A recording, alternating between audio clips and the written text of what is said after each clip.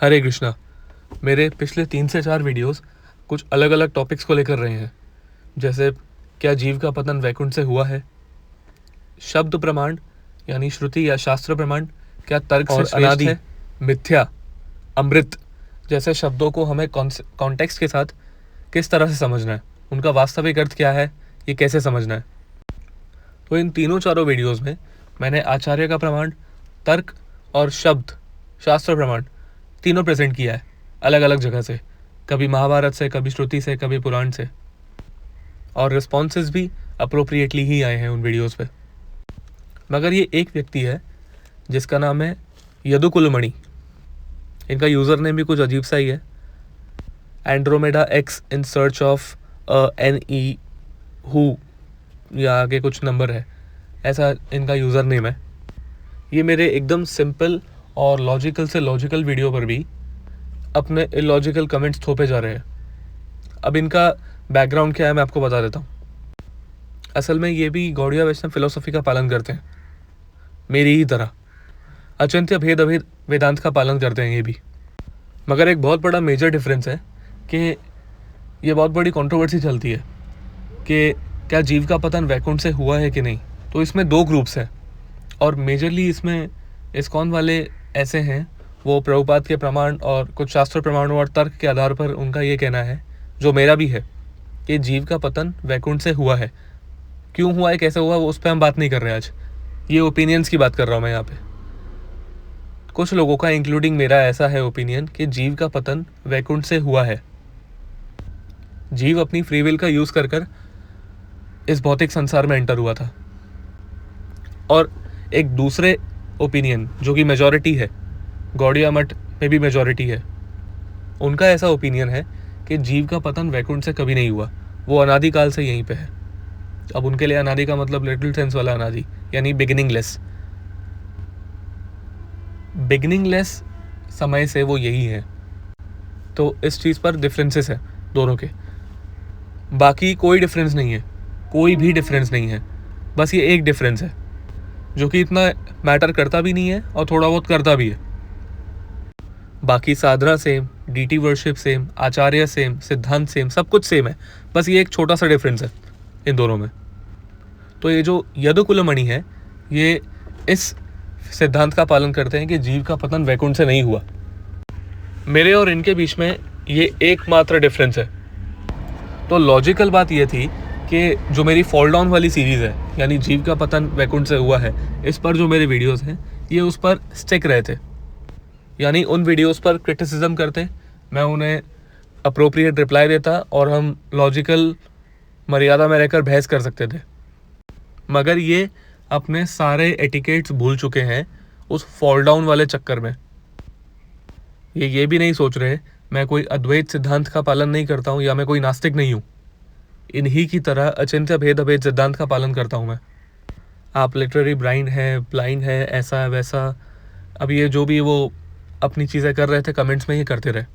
अब इन्होंने क्या किया कि फॉल डाउन में तो ये कर ही रहे थे, मगर उसके साथ साथ जो मेरी लॉजिकल चीज़ें, जो शास्त्र सम्मत गौड़िया सिद्धांत सम्मत चीज़ें हैं, उस पर भी रिप्लाई करने लग गए उल्टे उल्टे, जस्ट बिकॉज उस फॉल डाउन वाले टॉपिक के चक्कर में।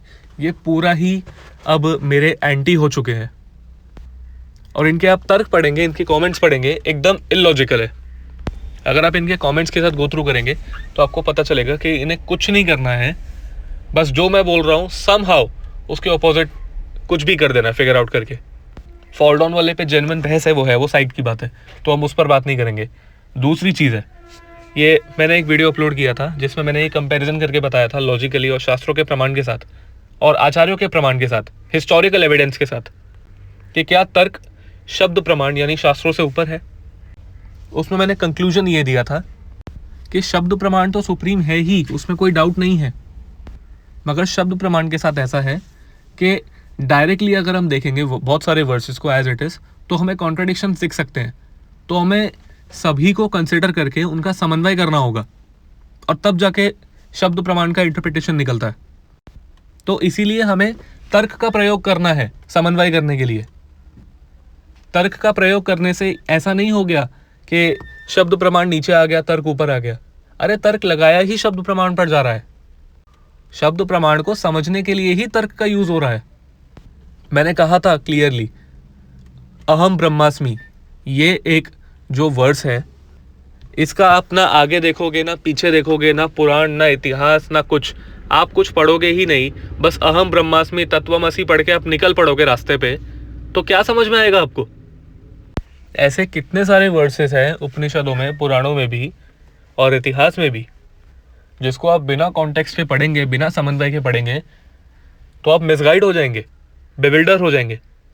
तो आपको सबको कॉन्टेक्स्ट के साथ पढ़ के ही, एक दूसरे को कंसिडर करके ही उसका अर्थ निकालना होगा। अहम ब्रह्मास्मि का अर्थ आपको बाकी सारे उपनिषदों, पुराणों, महाभारत, भगवत गीता ये पढ़ने के बाद आप अहम ब्रह्मास्मि का मतलब समझ पाएंगे, उसका वास्तविक मीनिंग निकाल पाएंगे, उसको किसी तरह से इंटरप्रेट कर पाएंगे। सारे वैष्णवाचार्य, रामानुजाचार्य जी, मध्वाचार्य जी और सारे आचार्य, उन्होंने इन सबको कंसिडर करके अहम ब्रह्मास्मि तत्वमसि और ऐसे वर्सेस का, सर्वम खल्विदम ब्रह्म, ऐसे वर्सेस का इंटरप्रिटेशन दिया। मध्वाचार्य जी ने तत्वमसि का अतत्वमसि इंटरप्रिटेशन बताया। किसके आधार पर? ग्रामर ना। उन्होंने तर्क भी दिया कि हाँ, उन्होंने स आत्मा तत्वमसि किया ना, ग्रामर और तर्क अप्लाई किया ना वहां, कि नहीं किया? कोई भी अहम ब्रह्मास्मि को नकार नहीं रहा है, शब्द प्रमाण सुप्रीम ही रहेगा। मगर बाकी के जो शब्द प्रमाण है, जो बचे हुए हैं, ढेर सारे उपनिषद, भगवत गीता, महाभारत, इन सब को कंसिडर करके ही एक एक वर्ड्स का मतलब निकाला जाएगा। ये कहा था मैंने उस वीडियो में। शास्त्र सम्मत तर्क ही मान्य है, इंडिविजुअल एक्सटर्नल तर्क मान्य नहीं है। आप हर एक वर्ड्स को कनेक्ट करके कोई फिलॉसफी बना सकते हैं तो ही वो मान्य होगा लॉजिकली। इंडिविजुअली आप कुछ भी कह देंगे वो मान्य नहीं होगा। या आप कह देंगे मुझे तो अहम ब्रह्मास्मि मानना है, तत्वमसि नहीं मानना है। शास्त्र सम्मत तर्क मान्य है, शब्द प्रमाण को कोई नहीं छेड़ रहा है, ना किसी को अथॉरिटी है उसके साथ छेड़छाड़ करने की। इतनी सी बात इनको समझ में नहीं आई, मगर ये फिर भी नीचे रोना रो रहे थे। ये कह रहे हैं कि मैं तर्क को ऊपर दिखाने की कोशिश कर रहा हूँ। मैंने इनको रिप्लाई भी दिया कि आप पूरा वीडियो देखो फिर बोलो। ये इतने ब्लाइंड होते हैं, इतने चंपू होते हैं ये लोग, इन्हें कुछ कॉमन सेंस समझ नहीं आता, कुछ नहीं समझ आता इन्हें। ये वही लोग हैं जो एक एक रैंडम वर्ड्स कहीं से भी पढ़ के आ जाते हैं और उसका एज इट इज मतलब लेके बैठ जाते हैं बस कमेंट करने। कुछ भी कहीं से भी रेफरेंस लेके आ जाएंगे। ना इन्होंने पूरा वीडियो देखा है ना कुछ। मैंने बार बार कहा है, शास्त्र सम्मत तर्क ही मान्य है। जो तर्क सारे शब्दों का, सारे शास्त्रों का समन्वय कर सके, लॉजिकली एक मत निकले, वो ही मान्य है। इंडिविजुअल तर्क मान्य नहीं है और तर्क ऊपर नहीं हुआ शब्द से इस मामले में। इस प्रकार ये बात इनको, इनके दिमाग में नहीं घुस रही है। क्यों? क्योंकि इनकी एक बेसिक एनिमिटी है मुझसे फॉल डाउन के ऊपर, तो इन्हें मेरी बाकी सारी बातें इलॉजिकल लग रही है। इस ब्लाइंड एनिमिटी का मेरे पास कोई इलाज नहीं है। 2 से 3 दिन पहले भी इन्होंने फिर से वही इलॉजिकल काम किया। मैंने एक वीडियो बनाई थी जिसमें मैंने अमृत का ये अर्थ बताया था और अनादि का अर्थ बताया था और मिथ्या का अर्थ बताया था कि मिथ्या का अर्थ हमेशा ये नहीं होता कि वो है ही नहीं। मिथ्या का अर्थ एक ये भी हो सकता है कि वो है, मगर जस्ट बिकॉज वो परमानेंट नहीं है इसलिए वो मिथ्या है। वो हमेशा रहने नहीं वाला, आज नहीं तो कल चला जाएगा। ऐसे केसेस में भी हम किसी चीज़ को मिथ्या कह सकते हैं। जैसे ये संसार, ये ऐसा नहीं कि संसार नकली है, संसार असली है ये, मगर क्योंकि ये नश्वर है, ये नष्ट हो जाएगा, इसीलिए हम इसे मिथ्या कह सकते हैं। वो भी उस सेंस में, इस सेंस में नहीं कह सकते कि ये है ही नहीं। ये है, ये प्रत्यक्ष है, हम देख रहे हैं। तो ये मिथ्या है उस सेंस में कि ये परमानेंट नहीं है। वैसे ही अनादि का अर्थ है और वैसे ही अमृत वाली चीज़ है कि अमृत का मतलब ये नहीं है कि अब आप कभी मरेंगे ही नहीं, बस आपका मृत्यु बहुत ज़्यादा एक्सटेंड हो चुकी है, वो बहुत लंबे टाइम के लिए आप जीवन जीने वाले हैं। उसका मतलब ये नहीं है कि आप कभी मृत्यु को प्राप्त नहीं होंगे। एकदम सिंपल कॉमन सेंस है, ये कॉमन सेंस है। और मुझे पता था इनके जैसे लोग हैं संसार में, इसलिए मुझे इतनी कॉमन सेंस वाली वीडियोस बनानी भी पड़ी, वरना ज़रूरत नहीं होती है। बाय डिफ़ॉल्ट अमृत का मतलब हम सभी को पता है कि अमृत से कोई अमर नहीं हो जाता, बस डेथ बहुत लंबे टाइम के लिए एक्सटेंड हो जाती है, इसलिए हम अमर कह देते हैं। तो अभी अपना एक तर्क लाए, एकदम बुद्धिमान तर्क, कि जो राहु और केतु है, भगवान के सुदर्शन चक्र से उनकी तो मृत्यु नहीं हुई क्योंकि उन्होंने अमृत पी लिया था, वो तो अमर हो गए। तो फिर यहाँ तो आपका अमृत वाला लॉजिक फेल हो गया। वो जो आज तक जीवित है, इनका कहना है कि अगर अमृत मृत्यु से नहीं बचाता तो वो मरे क्यों नहीं सुदर्शन चक्र के वार होने से। अब आप देखिएगा कि इन्होंने भगवान विष्णु की सुदर्शन चक्र की भी ब्लास्फेमी कर दी, बस मुझे गलत प्रूफ करने के लिए। आप देखिएगा कैसे। अच्छा, यहाँ मैं फिर से तर्क को प्रधान रखते हुए कह रहा हूँ कि जो भी मैं अभी बातें कहूँगा वो गौड़िया वैष्णव और वैष्णवों पर अप्लाई होती है, ठीक है। एक नास्तिक का या अद्वैती का या शैव का उससे कोई लेना देना नहीं है। तो वो अपने तर्क यहाँ पे नहीं लगा सकते। आपको मेरी बात समझनी है तो वैष्णव सिद्धांत के हिसाब से समझनी होगी, क्योंकि मैं जो भी कहूँगा वैष्णव सिद्धांत के हिसाब से कहूँगा, क्योंकि यहाँ मैं भी वैष्णव फिलॉसफी का पालन करता हूँ और इनके हिसाब से ये भी करते ही हैं। मुझे पता नहीं, मगर इनके कहना तो यही है, ये भी यही करते हैं। तो मैं जो भी तर्क दूंगा वैष्णव फिलॉसफी के हिसाब से दूंगा, जो इनके लिए भी मान्य है, मेरे लिए भी, क्योंकि बहस हम दोनों के बीच में हो रही है।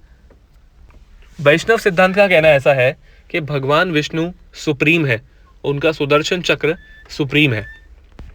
अगर वो किसी की मृत्यु चाहते हैं तो उसे कोई टाल नहीं सकता, और वो नहीं चाहते हैं तो फिर उसे कोई मार नहीं सकता। इसके लिए वर्ड्स भी आता है, मारे कृष्णा राखे के, राखे कृष्णा मारे के। जिसको कृष्ण मार रहे हैं उन्हें कौन बचाएगा, और जिनको कृष्ण बचा रहे हैं उन्हें कौन मारेगा। ये सिद्धांत हम दोनों के बीच में कॉमन है। सबसे पहली चीज, अगर राहु और केतु, या वो डीमन जो नहीं मरा, जो बाद में राहु और केतु बन गया, अगर वो नहीं मर रहा है, सबसे पहले उसमें भगवान विष्णु का सैंक्शन है उस चीज पर कि हाँ उसकी मृत्यु नहीं होगी मेरे सुदर्शन के वार से भी। उनका सैंक्शन है, और वो क्योंकि अंतर्यामी है, पास्ट फ्यूचर प्रेजेंट तीनों जानते हैं, उन्होंने पहले से डिसाइड कर रखा था कि हाँ मैं इस पर जो वार करूंगा सुदर्शन चक्र से, उससे इसकी मृत्यु नहीं होगी, ये बस दो भागों में विभाजित हो जाएगा, एक इसका सर और एक इसकी निचली बॉडी। ये भगवान विष्णु द्वारा प्री डिसाइडेड है, इसीलिए ऐसा हुआ, उन्होंने सैंक्शन किया है इस चीज़ को, क्योंकि उनके सैंक्शन के बिना कुछ भी नहीं हो सकता। ये वैष्णव सिद्धांत है। ईश्वर परम कृष्ण सच्चिदानंद विग्रह अनादिरादर गोविंद सर्व कारण कारणम, हर एक कारण के कारण वो है। इस चीज पर हम दोनों एग्री करते हैं कि हाँ उनका सैंक्शन था। अब ये देखना है कि क्या वो अपनी ही बात या अपना ही सिद्धांत काटेंगे, या कोई रैंडम जीवात्मा, राहु केतु जैसी रैंडम जीवात्मा भगवान विष्णु के विल, उनके सैंक्शन, उनके सुदर्शन चक्र, उनकी प्लानिंग सबको ओवरकम कर जाती है। अब ये कंपैरिजन करेंगे हम। भगवान विष्णु ने सुदर्शन चक्र से वार किया, मगर क्योंकि वो डीमन, वो राक्षस अमृत पी चुका था थोड़ा सा, तो उसके गले से वो उतर के उसके पेट में जा चुका था, तो इसलिए उसे अमरता प्राप्त हो गई थी।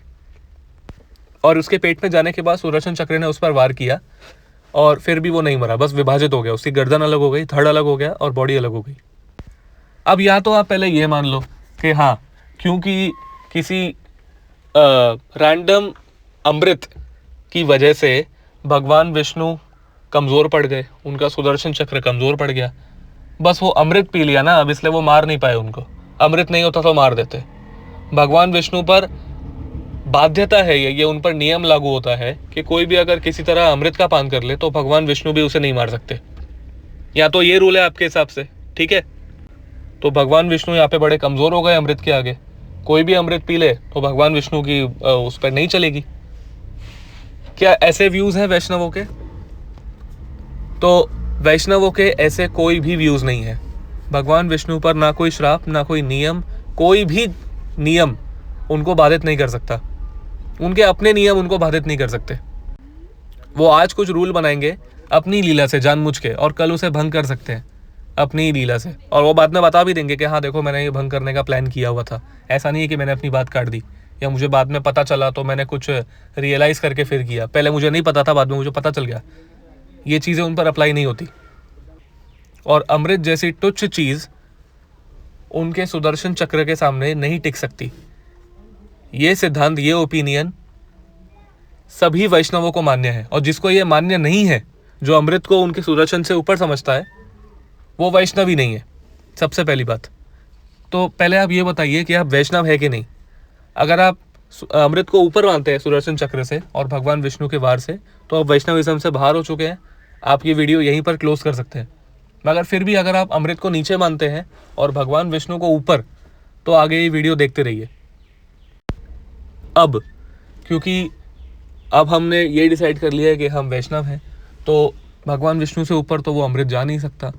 मगर फिर भी अगर वो जीव बच रहा है, जिंदा है सुदर्शन के वार से भी, तो इसका मतलब भगवान विष्णु की उसमें सैंक्शन है। तो ठीक है, तो यहाँ तो पहली चीज़ कंसिडर हो गई।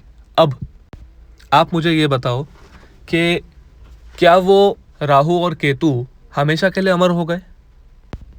क्या अब वो हमेशा के लिए रहेंगे एज उनका सिर अलग और उनकी बॉडी अलग? क्या ये उनकी इटर्नल पोजीशन बन गई है अब? जो मेरा प्राइमरी तर्क था अमृत को लेकर, कि ऐसा नहीं है कि वो मरेंगे नहीं, बस उनका लाइफ बहुत एक्सटेंड हो गया है, उनका जीवन काल बहुत बढ़ गया है, लंबा, जितना एवरेज रहता है उससे कहीं ज़्यादा लंबा हो गया है। अमृत का पर्पस इतना ही है, इतना लंबा हो गया कि उनको और बाकी जीवों को बहुत लंबा लगे। जैसे एक एवरेज व्यक्ति 100 साल जी रहा है, तो वो 500 प्लस साल जी लेगा, तो सबके लिए एबनॉर्मल है और अमरता हो गई है। आज आपको कोई कह दे आज कलयुग में एवरेज लाइफ 80-90 साल है, तो आपको कोई कह दे कि आज अब से आप 1000 साल तक जीवित रह पाएंगे, तो आप तो खुद को अमर जैसा ही मानेंगे कि हाँ भाई 1000 साल तो बहुत ज़्यादा हो गया, 10x से भी ज़्यादा लाइफ स्पैन हो गया। यही लॉजिक हम राहु और केतु पर भी लगा रहे हैं कि क्या राहु और केतु मरे नहीं, वो तो हमें दिख गया, मगर क्या वो हमेशा के लिए अमर हो गए? आपको इस चीज़ का आंसर देना है कि वो कितने कल्पों तक रहेंगे। क्या वो, जैसे कि हमें शास्त्रों से मिलता है कि ब्रह्मा जी की आयु 100 साल की है, वो जो 311 ट्रिलियन ईयर्स का हमें लाइफ स्पैन मिलता है, जो हमारे यहाँ एक्सेप्टेड है, ठीक है। तो उस 311 ट्रिलियन के बाद भी जब यूनिवर्स पूरा नष्ट हो जाएगा और भगवान महाविष्णु उसे इनहेल कर लेंगे वापस, तो क्या राहु और केतु फिर भी वहाँ बने रहेंगे उस अमृत की वजह से? सारे जीव महाविष्णु के अंदर चले गए, सारे देवी देवता डिसॉल्व हो गए, ठीक है, सारा मटेरियल एलिमेंट्स पंच महाभूत डिसॉल्व हो गए, और जीवात्माएं तो उनके अंदर चली ही गई, सब चले गए, ठीक है, सब चले गए। अरे स्वयं क्षीरोदक्षाई विष्णु भगवान, गर्भोदक्षाई विष्णु, ब्रह्मा, रुद्र, सब उनके अंदर सबमर्ज हो गए। बस राहु और केतु ही रह जाएंगे ना आपके हिसाब से, क्योंकि उन्होंने तो अमृत पी लिया है। राहु और केतु रह जाएंगे ना फिर भी। जब 311 ट्रिलियन ईयर्स बाद, या जो भी टाइम बीत चुका है टोटल होके, जब 311 ट्रिलियन बीत चुके होंगे, तब सब चले जाएंगे, राहु और केतु रह जाएंगे ना आपके हिसाब से। आपकी डेफिनेशन जो अमृत की है कि मृत्यु ना हो, उसका मतलब यही होता है कि राहु और केतु का कोई ट्रांसफॉर्मेशन नहीं होगा, उनकी मृत्यु नहीं होगी। तो यूनिवर्स डिस्ट्रॉय होने के बाद भी उनकी मृत्यु नहीं होनी चाहिए उस हिसाब से। तो आप ये कमेंट्स में बता देना कि उनकी मृत्यु होगी कि नहीं यूनिवर्स डिस्ट्रॉय होने के बाद। आप लोगों के तर्क और बातें इतने गंदे हैं, आप लोग प्लीज इवॉल्व कीजिए, प्लीज थोड़े से आप शास्त्र पढ़ लीजिए, और तर्क के साथ प्लीज, खाली रटिए मत संस्कृत टेक्स्ट, थोड़ा सा ट्रांसलेशन और पर्पट भी पढ़ लिया कीजिए। आप लोग बिना पर्पट के पढ़ रहे हैं, इसीलिए आप लोगों का ये हाल है। अरे एक फॉल डाउन को लेकर आपका जेन्युइन बहस है, वो ठीक है, वो मान्य है, मगर बाकी सब भी आप इलॉजिकल नॉनसेंस फैलाए जा रहे हैं। मतलब अमृत का मतलब मृत्यु होगी ही नहीं, यूनिवर्स के बाद भी नहीं होगी ना फिर तो। थोड़ा सा कमेंट्रीज और ट्रांसलेशन आप ढंग से पढ़ लिया करो। गौड़िया वैष्णव बने फिर रहे हो आप लोग। आप लोगों की ये बहुत गंदी आदत है कि उल्टे सीधे वो ए के ऊपर वो मात्रा लगा दोगे, नीचे ये कर दोगे। ये जो उल्टे सीधे फॉन्ट यूज करते हो ना आप लोग, इससे आप लोगों को लगता है कि आप लोग बहुत कूल हो, मगर कॉमन सेंस भी नहीं है। अमृत का अर्थ नहीं जानते आप, और गौड़िया वैष्णव कहते हो खुद को। आप लिटरली ये मानते हो कि राहु और केतु अमर हो गए अमृत पीने के बाद। भगवान विष्णु और उनके सुदर्शन चक्र से भी आपने उनको ऊपर दिखा दिया अमृत को। इसको वितंडावाद बोलते हैं, सीकिंग नहीं बोलते, या जेन्युइन बहस नहीं बोलते। अरे कॉमन ग्राउंड्स का तो सम्मान करते, कि जिस चीज पर हम हमारे कॉमन ग्राउंड्स हैं उस चीज पर तो हम ना बहस करें कम से कम। बहुत आप लोग पढ़ते हैं उल्टी सी चीजें, ये भी आपने पढ़ा होगा न्याय में। एक होता है वाद, एक संवाद और एक वितंडावाद। आप वितंडावादी हैं, आपको कुछ भी नहीं समझना है, ना कुछ एक्सेप्ट करना है। अमृत और राहु केतु जैसे तुच्छ चीजों को आप ऊपर बता रहे हैं सुदर्शन चक्र से। ये भगवान विष्णु और उनका सुदर्शन चक्र मजबूर हो गया अमृत के आगे। प्लीज परपॉट्स कॉमेंट्रीज इग्नोर मत करो आचार्यों की। कॉमन सेंस भी भूल जाओगे, शब्द प्रमाण करते रहोगे पूरा दिन, वरना कॉमन सेंस भी भूल जाओगे। आप लोग इतनी लॉजिकल बातें करते हो कि आप लोग तो मतलब आप लोगों को तो एक एक चीज़ रेफरेंस क्या दिखानी पड़ेगी, क्योंकि आप लोग दिमाग नहीं लगाते। आप तो ये भी पूछ लोगे कि पानी गीला होता है, ये मुझे शब्द से दिखाओ। किसी पब्लिक प्लेस पे आप जाएंगे, 2 वॉशरूम लगे होंगे, एक मेल एक फीमेल। मेल का वहाँ बोर्ड लगा हुआ है और वहाँ पे मेल्स आपको आते जाते दिख भी रहे हैं, मगर फीमेल वॉशरूम वाला बोर्ड ज़रा टूट गया है, तो आप तो वहाँ भी घुस जाएंगे। आप बोलेंगे शब्द प्रमाण दिखाओ, लिखा कहाँ है बाहर फीमेल। क्या फ़र्क पड़ता है उससे, सिर्फ यहाँ से सिर्फ फीमेल्स आ रही है, यहाँ से सिर्फ मेल्स आ रहे हैं। मुझे तो फीमेल लिखा हुआ दिखना चाहिए, तो ही मैं उसको अवॉइड करूँगा। इतने इलॉजिकल आर्ग्यूमेंट्स होते हैं आप लोगों के। शब्द प्रमाण इतने आपके शब्द प्रमाण सफिशिएंट है, तो आचार्यों की जरूरत क्या पड़ रही है, उनके इंटरप्रिटेशंस की जरूरत क्या पड़ रही है आप लोगों को। सारे वैष्णवाचार्यों का एग्जिस्टेंस ही वेस्ट है फिर तो, क्योंकि शब्द प्रमाण तो आदि शंकराचार्य ने और सारे अद्वैतवादियों ने भी यूज किया। उन्होंने थोड़ी कुछ गलत किया है, उन्होंने भी तो शब्द प्रमाण वेदों के अंदर रहकर ही तो बात की है उन्होंने भी, तो जाओ उनको एक्सेप्ट कर लो। क्यों वो हमें नहीं करते और हम उनको नहीं करते? क्योंकि हमारे शब्दों की व्याख्या अलग अलग है और व्याख्या तर्क से की जाती है। डिफरेंस इतना सा ही है ना कि हम उनकी व्याख्या को गलत कहते हैं, वो हमारी व्याख्या को, और तो कोई डिफरेंस नहीं है। दोनों सेम ही चीज पर बात कर रहे हैं। कमेंट्रीज पढ़िए आप लोग प्लीज थोड़ा, और कॉमन सेंस यूज करना सीखिए। आप लोग इतनी साइक्लिक और इलॉजिकल आर्ग्यूमेंट्स देते हो कि आपको कोई नास्तिक आके पूछ भी लेगा ना किसी दिन कि वेदों को हम क्यों माने, तो आप वेदों से ही प्रमाण ला के दे दोगे, देखो कि वेदों को मानना है। इतने मूर्ख हैं आप लोग, इतने डम्ब हो चुके हैं दिमाग से। अरे श्रुतियों को, वेदों को ही तो लॉजिकली सिद्ध करना है आपको, तब जाके वो वेदों को मानेगा ना। आपको तर्क से ही तो इनिशियली सिद्ध करना है कि वेदों को क्यों मानना चाहिए, तब जाके वो वेद की अथॉरिटी को एक्सेप्ट करेगा। मगर आप लोगों के पास तर्क तो होता नहीं है, कॉमन सेंस होता नहीं है, शब्द प्रमाण करते रहते हो। क्या प्रीचिंग करेंगे आप लोग, और क्या खुद समझेंगे? प्रीचिंग तो बहुत दूर की बात है। इंग्लिश के उल्टे सीधे फॉन्ट्स यूज करना पांडित्य नहीं होता है। और ये वीडियोस उन सारे लोगों के लिए जो शब्द प्रमाण करते रहते हैं। अगर आप अपनी फिलॉसफी को शब्द और तर्क दोनों को साथ में रखकर सिद्ध नहीं कर सकते, तो आप प्लीज मत आइएगा कमेंट करने यहाँ, एटलीस्ट मेरे यहाँ, क्योंकि मैं सारे शब्द प्रमाणों को एक्सेप्ट करता हूँ, मेरे लिए वो परम प्रमाण है। मगर उन शब्दों की व्याख्या मैटर करती है। आप किसी की भी व्याख्या मुझे लाके दोगे, मैं एक्सेप्ट नहीं करूँगा। मैं सारे शब्द एक्सेप्ट करूँगा, मगर उन शब्दों की व्याख्या होनी चाहिए आपके पास, तभी मैं उन शब्दों को एक्सेप्ट करूँगा, वरना मेरे यहाँ कमेंट करने मत आना आप लोग। और ये जो व्यक्ति है यदु कुलमणि, ये इसके लिए मेरा लास्ट रिप्लाई था। मैं 2-3 रिप्लाई से कर चुका हूँ कमेंट्स में ही, टेक्स्ट में, मगर ये स्पेसिफिकली मैंने इसके लिए वीडियो बना दी है। अब मेरा ये लास्ट रिप्लाई है इसके लिए।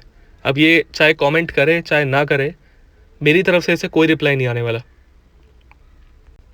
मैं इसे रिप्लाई में सिर्फ इस वीडियो का लिंक भेजूंगा, ये जितनी बार रिप्लाई करेगा। अनलेस एंड अनटिल ये शब्द प्रमाण के साथ साथ कोई तर्क लाता है उस शब्दों की व्याख्या के लिए, तो ही इसे मैं रिप्लाई करूंगा, वरना इसके हर कमेंट में सिर्फ इस वीडियो का लिंक फॉरवर्ड करूंगा इसे। अपार्ट फ्रॉम दिस, जो मेरी प्लेलिस्ट्स हैं, अद्वैतवाद, एथियज्म, वर्णाश्रम और फॉल डाउन ऑफ द जीवा, उन पर एज इट इज चीज़ें रिज्यूम रहेंगी। आप सोचिए हमारे आचार्य कितने ग्लोरियस थे, उन्होंने क्या क्या नहीं किया। पूरी की पूरी वैष्णव परंपरा, भक्ति सिद्धांत महाराज ने कितनी डिबेट्स की। बहुत ही बड़े बड़े हिस्टोरिकल एविडेंसेस हैं। रामानुजाचार्य जी ने यज्ञ मूर्ति के साथ शायद 17 दिनों तक डिबेट की थी। तो क्या आप कह रहे हैं कि रामानुजाचार्य जी के पास शब्द प्रमाण नहीं थे? आप ऐसा कहना चाह रहे हैं? इसका मतलब यही है कि रामानुजाचार्य जी को 17 दिन लग गए शब्द प्रमाण देने में, और उसके पास भी शब्द प्रमाण थे। आप यही कहना चाह रहे हैं ना? सिर्फ शब्द प्रमाण गेम होता ना, तो 17-18 दिन तक डिबेट नहीं चलती, और लास्ट में रामानुजाचार्य जी ने उन्हें ब्रह्म स्वरूप दिखाया, तब जाके वो कन्विंस हुआ। मधुसूदन सरस्वती, उनके पास कम थे क्या शब्द प्रमाण? कि खाली आप ही लेके घूम रहे हैं मार्केट में शब्द प्रमाण, और किसी के पास नहीं है? आपको लगता है ऐसा? एक बार काशी जाइए, वाराणसी जाइए, वहां आपको पता चलेगा क्या होता है शब्द प्रमाण। आपके हाथ में रख के आपको वापस भेज देंगे, वहीं से शब्द प्रमाण लेके घूमेंगे आप ज़्यादा। तो जब शास्त्रार्थ होता है, डिबेट होती है, तो वो तर्क से होती है। शब्द प्रमाण को अथॉरिटी रखते हुए डिबेट तर्क से होती है। आप लोगों के भरोसे अगर छोड़ देना तो सनातन धर्म सिमटा हुआ ही रह जाएगा। आप लोग अपने अंदर के लोगों को इंटरप्रिटेशन नहीं दे सकते, बाहर क्या कन्विंस करेंगे? कोई नास्तिक आएगा, आप क्या उसको ये बोलेंगे कि नहीं वेदों को एज इट एक्सेप्ट करो, शब्द प्रमाण के ऊपर नहीं जाते? अरे वो क्यों माने आपके शब्द प्रमाण को? आप उसको कन्विंस तो करो पहले तर्क के आधार पर, या बोल दो कि हम कन्विंस नहीं कर सकते। रामानुजाचार्य जी जैसे इतने बड़े विद्वान को, जो स्वयं परब्रह्म भगवान राम के अनुज है, रामानुज, उनको 17 दिन लग गए शब्द प्रमाण देने में। उनके पास शब्द प्रमाण नहीं थे क्या? आप ही निराले लेके घूम रहे हो शब्द प्रमाण सारे के सारे। वेद व्यास जी के पौत्र हैं आप, या भगवान के शाक्ताविश अवतार हैं आप, कि आप ही सारे शब्द प्रमाण लेके घूम रहे हैं? थोड़ा सा अपनी बुद्धि के साथ एक्सरसाइज कीजिए, थोड़ा तार्किक बनिए, थोड़े से। मैं ये नहीं कह रहा हूँ पूरे तार्किक बन जाओ, न्याय दार्शनिक बन जाओ, वैशेषिक बन जाओ, मगर बेसिक तर्क तो रखिए, थोड़ी गरिमा तो रखिए अपने पूर्वाचार्यों की। आपके हिसाब से तो आचार्यों को भी मतलब खाली वो बैठ जाना चाहिए हाथ पे हाथ धर के कि हाँ देखो शब्द प्रमाण है, देखो हम कुछ नहीं बोलेंगे, भगवान ने बोल दिया, मत्ता परतन अन्यत्रम किंचित नस्ति धनंजय, हे धनंजय मुझसे श्रेष्ठ कोई सत्य नहीं है, तो बस हम हमें और आगे बात नहीं करनी, ऐसे बैठ जाए क्या हम? वहां पर जाके आप कमेंट्रीज पढ़िए, कैसे किस तरह से घुमाया है इस शब्द को कितने लोगों ने। भगवत गीता 2.12 कृष्ण क्लियरली बात कर रहे हैं इंडिविजुअलिटी की, कि हमेशा से इंडिविजुअल थे, हमेशा इंडिविजुअल रहेंगे। किस तरह से उनके शब्दों को घुमाया है, एक बार देखिए जाके, तब आपको पता चलेगा तर्क कितना इंपॉर्टेंट होता है। सारा का सारा एक्सप्लेनेशन, शास्त्रार्थ, हर चीज तर्क पर निर्भर करती है।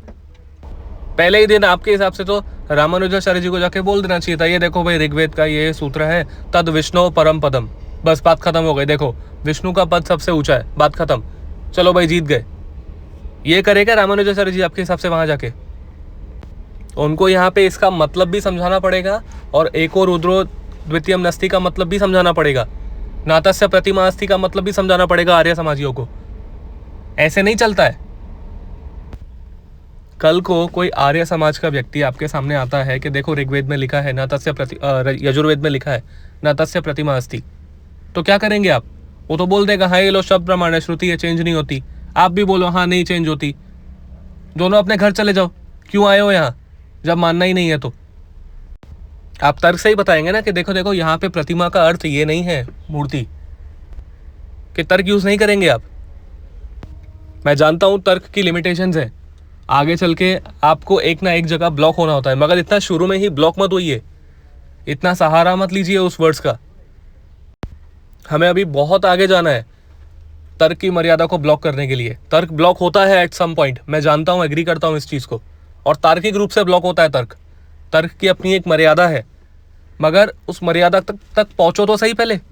अभी से तर्क मर्यादा है, मर्यादाएं करने लग जाओगे, उस मर्यादा तक पहुँचो तो सही पहले, फिर बाद में बात करना कि तर्क कहाँ आके रुकता है, उसकी बात बहुत बाद में, अभी नहीं है। अब पता नहीं आप लोग ये शब्द प्रमाण वाली कम्युनिटी समझेगी कि नहीं, कि ये बच्चों वाली चीज़ों में शब्द प्रमाण लेके आ जाती है। अब पता नहीं ये लोग समझेंगे कि नहीं, मगर ठीक है, जो हम कर सकते थे कर दिया हमने। बाकी सबके लिए मेरी ये एडवाइस है कि अभी हम जहाँ जिस लिमिट में तर्क जाकर ब्लॉक होता है ना, वो बहुत ऊपर की लिमिट है, वो बहुत बात की बात है, वो अभी की बात नहीं है।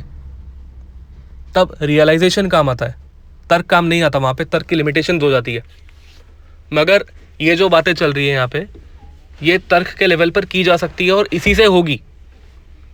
आप इतना मत समझिए खुद को एलिवेटेड कि अब तो मैं उतना ऊपर आ गया हूँ कि तर्क वहाँ मेरे थिंकिंग पर काम नहीं करेगा। प्लीज़, आप बहुत नीचे हैं अभी हम सब, इतना ऊपर मत जाओ अभी से। तर्क की अपनी प्रधानता है, उसकी अपनी इंपॉर्टेंस है, उसे वो इंपॉर्टेंस दो, वरना आप इतनी भी पोटेंसी इकट्ठा नहीं कर पाएंगे किसी को बता पाए कि हाँ देखो भगवत गीता लॉजिकल है। आप ये भी नहीं कर पाएंगे।